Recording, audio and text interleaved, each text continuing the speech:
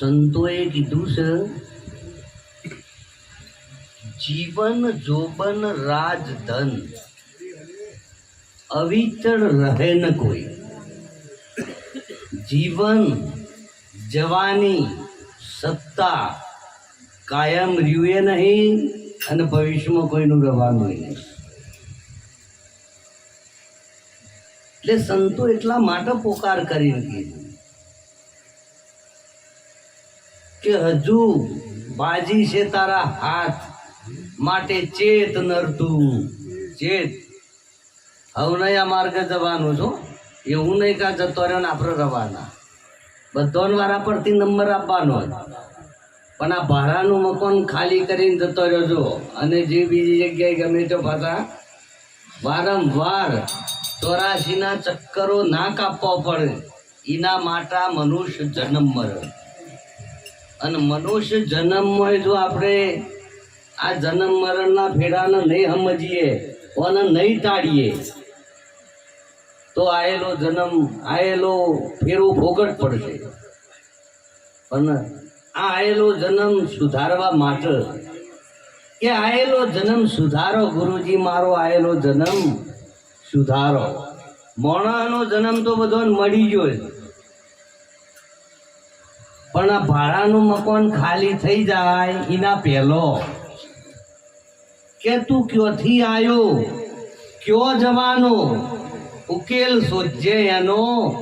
સાચા સદગુરુ જો મળી જાય તો ઉકેલ પાડી દી એનો. એટલે આ માટીના બંગલામાં, આ ભાડાના ઘરમાં, આ ઘર ધણી તમે પોતે જો બેઠા છો એની જો સમજણ નહીં પડે તો સુધી ફોગટ ફેરો ફોગટ ફેરો ને ફોગટ ફેરો. અને જીવાત્માને ઓળખાણ કરવા માટે સદગુરુના ચરણે જવું પડે. આ શરીરને ઓળખવા નહીં. દર્પણમાં જઈને જોઈને આપણે આ શરીરને જોઈ હાડકો ચોબડું આ બધું જોઈને આપણે નક્કી કરીએ છીએ કે આ હું છું. પણ આપણી મોટી ભૂલ છે એ દર્પણમાં દેખાય એ તમારે રહેવાનું એ ઘર છે પણ ઘર ધણી તમે પોતે ચો બેઠા છો એ દર્પણમાં દેખાય એવું નથી. દર્પણમાં જઈને જોવો એટલે વાળ દેખાય, કપાળ દેખાય, ઓશ દેખાય, નાક મોઢું બધું દેખાય પણ આ મને જોવા વાળો કદી દેખાય છે? તમે કપાળ નહીં, તમે તમોન જોઈને એમ કહો છો દર્પણમાં જોઈને કે આ હું છું. તો બોલો તમે જોઈને સવારે બધા દર્પણમાં જોઈને નક્કી કરો. તમોન ખોરો પેલો મેં જોઈને બરોબર નક્કી કરવાનું. બધું જડશે પણ તમે નહીં જડો. કપાળ જડશે, ઓછો જડશે, ઢેચણ, વાળ, નાક બધું જડશે પણ તમે જડશો તો તમે ચો છો? તમારું સાચું સ્વરૂપ શું છે? આ ચોબડાનું આ ઘર હોય તો તમારું સાચું સ્વરૂપ તમે ચેવા છો એ તો કુકદાડો જોવાની કોશિશ કરો. તારું એમ આપણું શરીર એવું તો આપણું સ્વરૂપ કેવું છે તે આપણે મળતા નહીં. લાખો જન્મો લીધા પણ મળતા નથી. જો આ શરીર છૂટી ગયું, શરીરમાં રહેવા વાળો જતો રહ્યો એટલે શરીરને તમે એને ઠેકો ન પાડતી. શરીરમાં જો સુધી જીવાત્મા હતો તો સુધી શરીર ગમે એમ ખાટલામાં પડી રહ્યું હોય, છે ડાકો લેતું હોય તોય પણ તમે એને બાળી આવો નહીં. એને અગ્નિ સંસ્કાર કરજો ના. અને માંથી નીકળી જાય છે એના પછી તમે લઈ જઈને અગ્નિ સંસ્કાર કરો. તો જે પડ્યું છે એના આખી જિંદગી તમે મા બાપ કીધું, ભાઈ કીધું, કુટુંબ કીધું એ તો તમારું અમુક પડ્યું. અને જે મય નીકળી ગયું ન તો તમે કદી પાડ્યું જ નહીં. તો કને રોવો છો તમે? આપણે બધા માયાના રોઈએ છીએ. આપણો હકીકતની ખબર નહીં એટલે અંધશ્રદ્ધામાં આપણે આ બધું કરીએ છીએ, અજ્ઞાનતામાં કરીએ કે ભાઈ મરનારને તમે શું રોવો છો? નથી રોનારો રહેવાનો. આ બધા રોવા બેઠો છે રવાનો ખરો એ કઈ નથી રવાનો. એટલે સાચું આપણે શોધીએ કે આમાં સાચું શું છે. સંતોએ પુકાર કરીને કીધું કે ભાઈ હંસા ગઈતી ગુરુજીના દેશમાં, જો છે જરહર જ્યોતિનો પ્રકાશ અગમ ઘેર જઈ ચડી. સંતોએ આ સુરતાને, આ જીવાત્માને સદગુરુના શરણે લઈ જઈ અને પોતાના સ્વરૂપનું ભાન કરાવવા લઈ જવાનું. આપણે ગુરુ શરણમાં કોઈ કમાવા માટે, કોઈ નોકરી ધંધા માટે, સારું પદ મેળવી લેવા માટે નહીં જવાનું. સદગુરુના શરણોમાં ફક્ત આ શરીરમાં હું ક્યાં બેઠો છું, મારું સ્વરૂપ કેવું છે, અને આ શરીર પડી જાય એના પહેલો મારે જેવી રીતે એમાંથી નીકળવું અને હું કરવું, આનો ઉપાય માટે જવું પડે.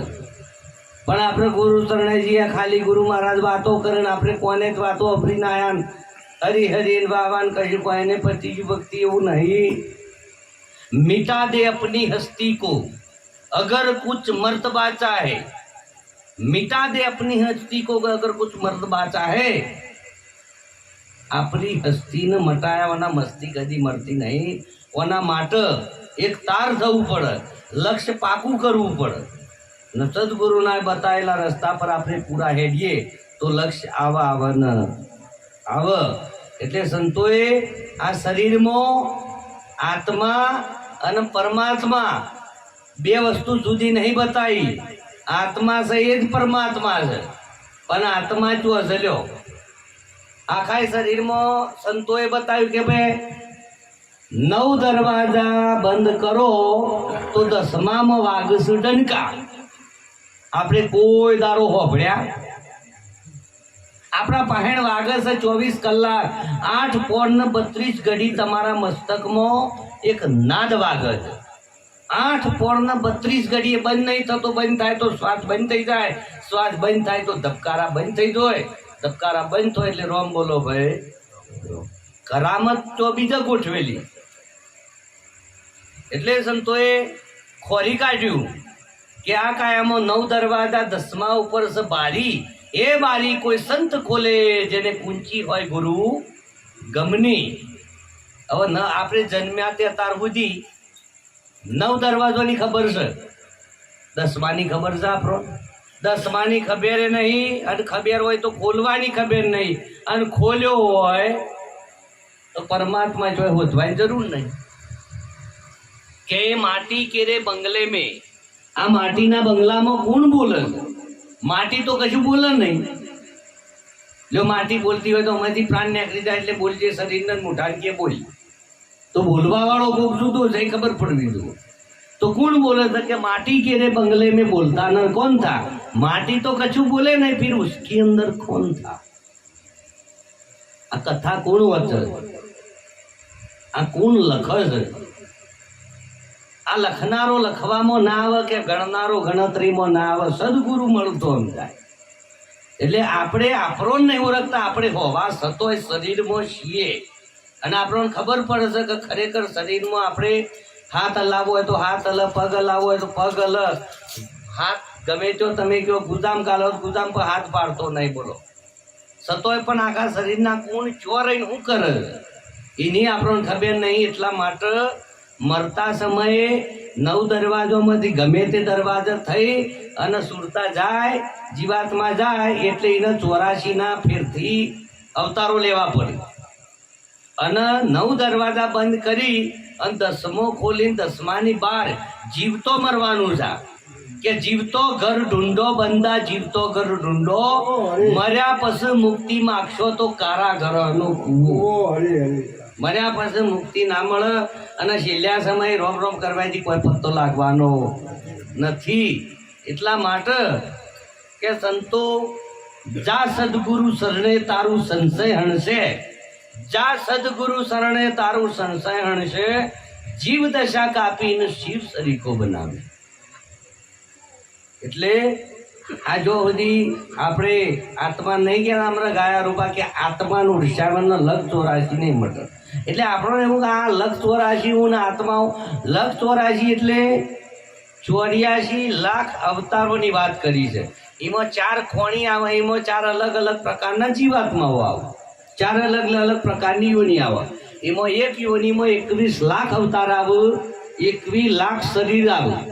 જેવી રીતે ભૂંડ, બિલાડો, કૂતરો, મગર, હાથી, અજગર હોય કે દેડકો હોય કે આવો બધો હોય, આવો અસંખ્ય એવા 21 ચારે ખોણીમાં આવું 21 લાખ અવતાર આ મોણાનો જન્મ મરણ. એટલે આમાંથી તમને હો મજા પડી ગમે તેવી, પણ આમાંથી નીકળી ગયા એના પછી કોઈ નહીં. એના પહેલા કોઈ નહોતું.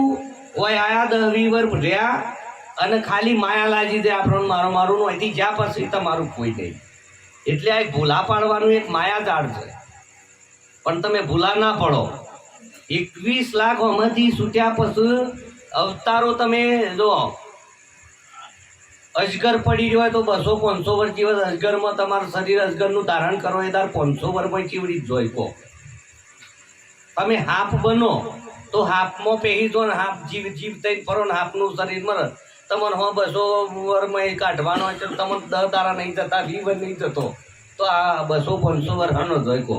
તો આવા 21-84 લાખ અવતારો ફરતો ફરતો તો પૃથ્વીમાં પ્રકૃતિએ બદલાઈ ગઈ હોય. એટલો સમય લાગે એક ઓટો મારતો, તો તમે જેટલું ત્રાસી દો, જેટલું ભોગવવું પડે, જેટલી હેરવાની કરતો લાખો કરોડો વર્ષ જતો રહે અને વળી પાછો મોણાનો જન્મ મરે. એમાંય પાછું સંતો સમજાવ કે ભાઈ ચેતી જા, આ મોહમાયાના નિંદ્રામાં તને જેમાં મજા પડી છે કમાવામાં, તને મોહમાયામાં, તને ખાવા પીવામાં, મોજ શોખમાં, આ રહ્યું જોતા જોતા તમારું શરીર, પહેલા વાત કરી કે જીવન જોબન રાજધન કોઈનું નહીં રહ્યું. એટલે જોબન ગમે એવી તમારી શરીર કાયા ગમે એવું સુંદર હોય, પણ અમુક સમય જાય એટલે એવું હશે દેખાતું બંધ થઈ જાય, મોઢું લબડી પર, મોઢામાંથી લાળ પડતી હોય તો હાથ બહાર આવી ગયા હોય, જોડીમાં કોઈ નીકળે તો હોમુય કોઈ જોવાના.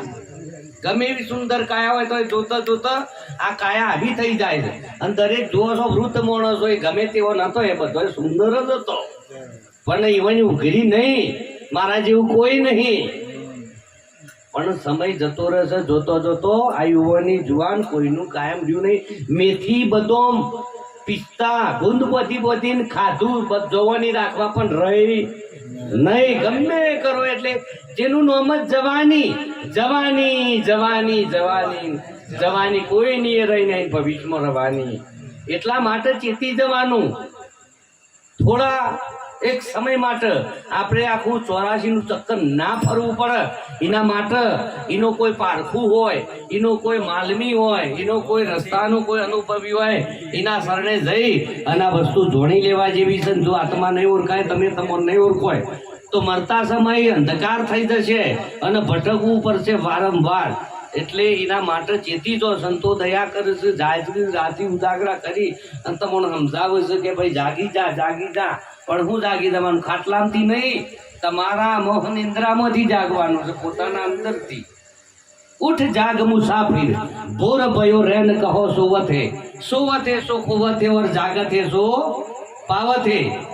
આપણી અંદર કાળ, ક્રોધ, આવું બધું વાસનાઓ, વિકારો ગમે એટલા તમે અપાહ કરો તો ના જાય, ગમે એટલો તીરથ કરો તો આવ્યું ના જાય. એને કાઢવા માટે સવારે 4 થી સોનાગારામાં, જો ઋષિ મુનિ સંતો વહેલા 4 થી સોનાગારામાં પહેલા જાગી જતા, નદીએ સ્નાન કરે, તળાવ જે કોઈ એમનું હોય પવિત્ર સ્થાન, સ્નાન કરીને 4 વાગે બ્રહ્મ મુહૂર્તમાં ધ્યાન યોગ કરે, ભજન કરે. એટલે 4 વાગે એવો સમય બને છે કે 4 થી સોનાગારામાં નૂરીલાઈ બરસન લાગે, ખીલન લાગે ફૂલ. 4 થી સોનાગારામાં પોષ તત્વો આ શરીરનો અને પોષ તત્વો આ પિંડનો, બ્રહ્માંડનો, આ બેની એકતા થાય છે. એ વખત શરીરમાં તમારી અંદર સૂક્ષ્મણા ચાલતી હોય, 2 પવન હરખા ચાલતા હોય અને ઉપર બ્રહ્મરંધમાં 10મો દ્વાર ખુલ્લો હોય. એમાંથી અમીજર કે અમીરે જરે સંતો અમીજરે ભવર ગુંફામાં અમીજરે. અને અમીજરના જે કોઈ યોગી પુરુષ 10મા દરવાજા સુરતા લગાવી હોય, જે કોઈ જાગતું હોય 4 થી સોનાગારામાં અને જે કોઈ સમરણમાં હોય, ધ્યાનમાં હોય અને ચોક્કસ એ પોઈન્ટ ઉપર સુરતા હોય અને 10મો દ્વાર સ્વાતિ નક્ષત્ર રેવંતી પવન, જેનો રથ આકાશ માર્ગે ઉડે. એટલે કીધું સ્વાતિ નક્ષત્ર રેવંત. એ વખત પિંડનો પોતત્વ બ્રહ્માંડનો ભેગો હોય, સંયોજન થાય અરસપરસ. એટલે અમૃતની વર્ષા થાય અને અમૃતનું ટીમ્પું તમારા 10મા દ્વાર થઈ અને તમે પી શકો છો. અને જો તમે ઊંઘતા હોય તો કાળી નાગણી રસે તમારી અંદર હરાર તઈ ઓટા નાખી અને એ વખત તમે હોઈ જાવ એનું મુખ કોરું હોય, એ ખુલ્લી હોય, એ વખત એ અમૃત પી જાય છે અને બરવન થાય છે અને તમારે જાજા પછી તમારી અંદર કામ ક્રોધ વિષયની વાસનાઓની જ્વારાઓ ફેંકે છે અને અંદરથી એવું બધું ઊભું કરે.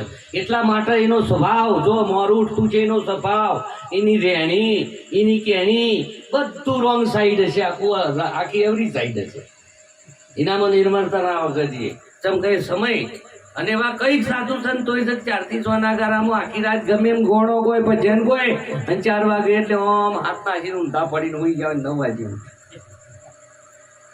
અરે ઉઠ જાગ મુસાફિર ભોર ભયો કહા રેન સોવતે સો કુવતે. આ અમૃત જાય છે, સમય જાય છે અને સમય ના હાચવાનો છે. પણ આ કોઈ સાધુ સંતો કરીએ કે લાઈન ભક્તિની આધ્યાત્મિક છે, પણ આ બધું જાણવા માટે કોઈ સંતો પાસે જવું પડે, આપણે બેહવું પડે, વાત જાણવી પડે, એમના પાસે માગવું પડે, પૂછવું પડે, તો આપણને ખબર પડે. ને કે આ વસ્તુની કોઈ ખબર આપણે પરામર્શી આપણને કઈ ખબર પડે એવી નથી. હજારો ગુરુ હજારા રસ્તો બતાવે, પણ તમે 2 વર્ષો બંધ કરો. આ મુદ્દો યાદ રાખવાનો. હજારો ગુરુ હો કરાવતા પણ 2 વર્ષો બંધ કરે એટલે અંધારું જે દેખાય છે ને એ અંધારું